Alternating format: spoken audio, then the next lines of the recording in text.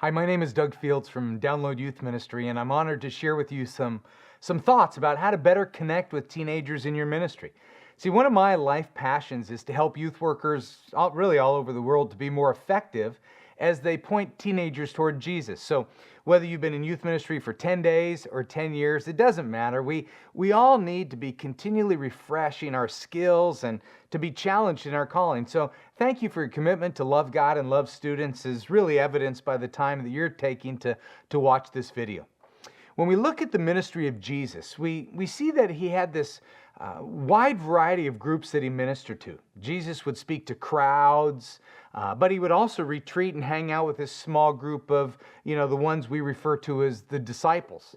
And as you read the Gospels, it seems that he spent the majority of his time with this smaller, more intimate group of guys. And even within the 12, it looks like he had three that were kind of his go-to people, Peter, James, and John. He took them to the mountain and other places. Then, if you want to zoom in even closer, it says in the book of John that John was, quote, the one Jesus loved the most. Now, I'm not sure if John gave himself that nickname when he wrote the book of John. It's a little suspicious to me, maybe because that's what I would do. Doug, the one that Jesus loved the most. Anyway, regardless, there's plenty of evidence that indicates that Jesus knew how to love people in large groups and in handfuls and one-on-one.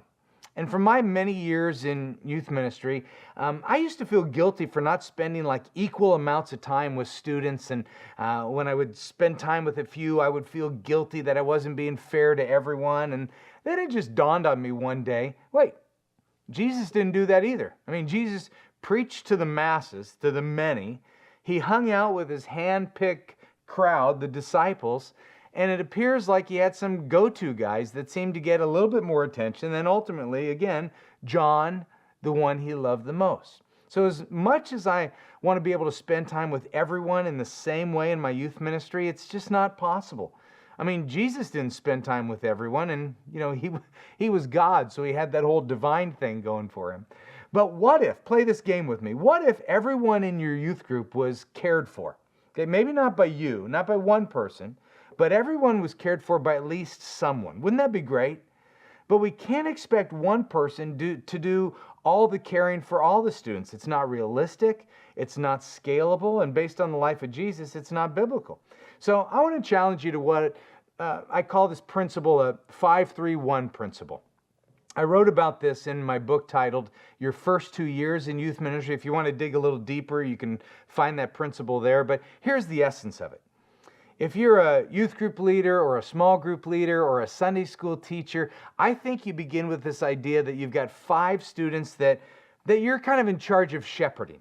These are 5 kids that you're supposed to know, 5 kids in your small group who you feel responsible for. That means, basic stuff like their name, some details about their life, you're having spiritual conversations with them, you're kind of trying to disciple them in the ways of Jesus, and your job as a shepherd is to just kind of know them and to make a weekly connect with them in some way. If they break a bone, then you're interested in how it happened and you offer to sign their cast. Okay, that's kind of what I'm talking about. You know enough about them to know their interests, you follow up with them on their spiritual decisions. Basically, what I like to tell my leaders is you think of yourself as a pastor. You're the pastor of this small group of 5.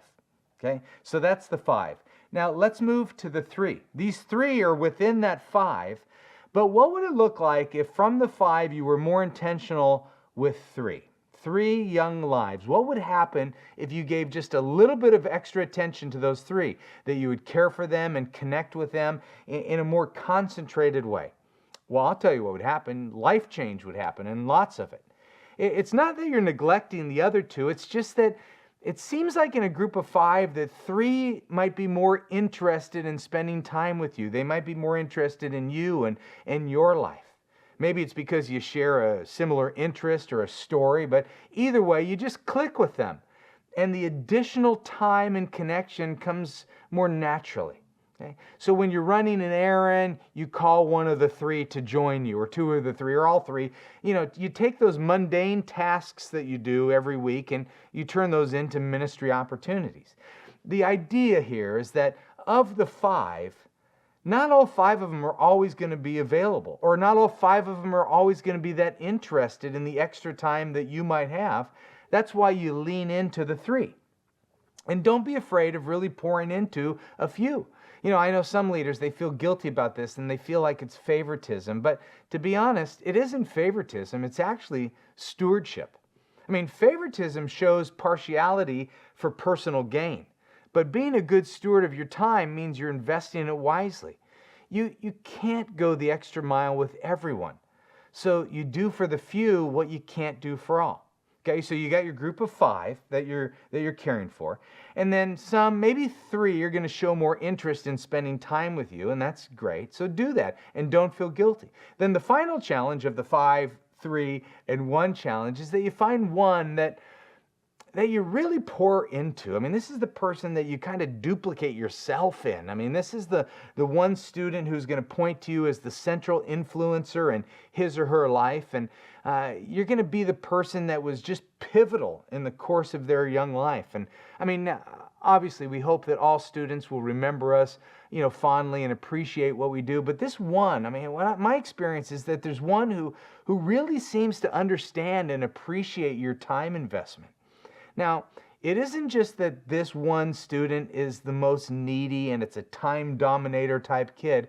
It's more like they want more time, or they need more time, and they're open to more time, and they're available to spend more time together. Now, where this 5, 3, 1 principle falls apart is when all 5 lean in and they want as much time from you as you can give them. But my experience has been that's pretty much the exception, not the rule.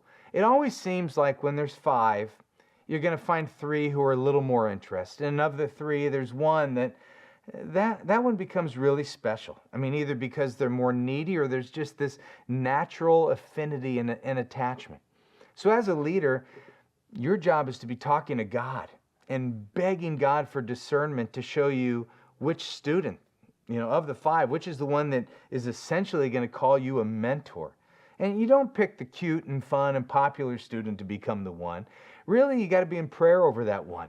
Then when it's clear who the one is, you actually lean in and you give him or her some extra time, some extra challenges. You maybe ask them to step up and co-lead the group with you, or lead the group when you're gone.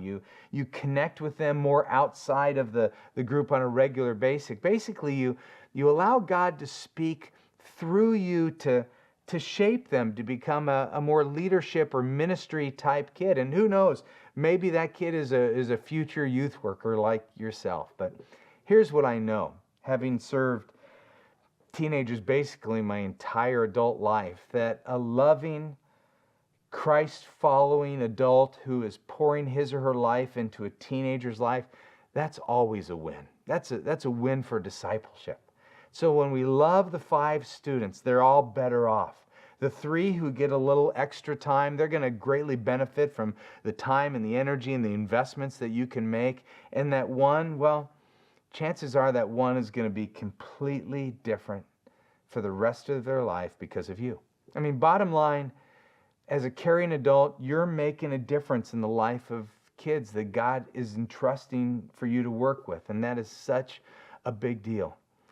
So I want to thank you for taking some time to care for kids. I want to thank you for the investment that you make as being a part of a youth ministry team. And I just appreciate men and women who make a commitment to follow in the ways of Jesus and to really like teenagers and point them to him. So thanks for doing that.